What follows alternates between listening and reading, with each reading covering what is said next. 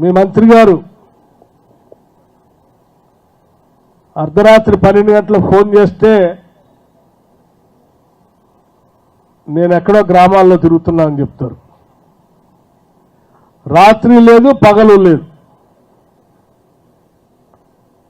ఎప్పుడు ఎవరికి ఎక్కడ అవసరం వచ్చినా అది రాత్రి అనక పగలనక తిరిగేటువంటి శ్రీధర్ బాబు గారు ఈ ప్రాంతం నుంచి ఉండటం ఈ ప్రాంత ప్రజల అదృష్టంగా కూడా నేను భావిస్తాను. మారుమూల ప్రాంతాలు, వెనుకబడినటువంటి ప్రాంతాలు,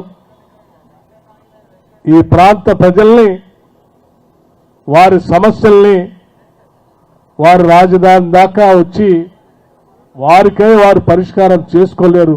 కాబట్టి వారందరి సమస్యలను వీరి సమస్యల్లాగా భావిస్తూ రాష్ట్ర ప్రభుత్వం దగ్గర ఒత్తిడి చేసి పని చేపిస్తున్నటువంటి ప్రజాప్రతినిధులు ఈ ప్రాంతానికి ఎప్పటికీ అవసరమే.